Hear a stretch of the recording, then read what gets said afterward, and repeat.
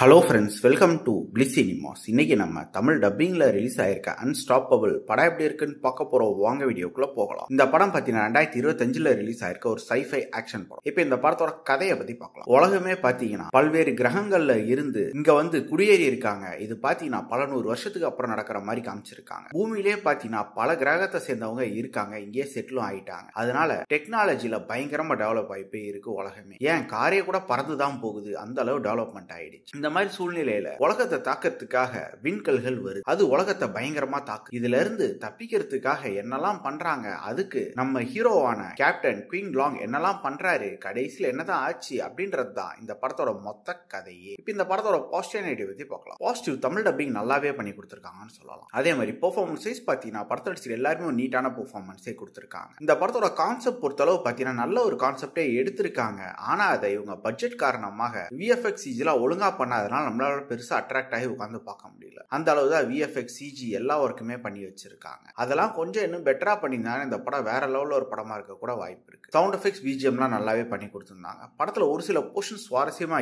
இருக்கு, இருந்தாலும் இந்த டெக்னிக்கல் ஆஸ்பெக்ட்ஸ்னாலே நம்மளால படத்தை ரசிச்சு உட்காந்து பார்க்க முடியல. ஸ்கிரீன் பிளேஸ் அது இன்ட்ரெஸ்டிங் எழுதி எடுத்துக்கலாம்னு பாத்தீங்கன்னா ஓரளவு ஓகேன்னு சொல்லலாம். அங்கங்க ஒரு சில போர்ஷன்ஸா நல்லா இருக்கு. ஓவராலா படமா பார்க்கும்போது ஒரு பிலோ ஆவரேஜான படம் தான். வேணும்னா ட்ரை பண்ணி பாருங்க. இன்னொரு வீடியோல சந்திக்கலாம்.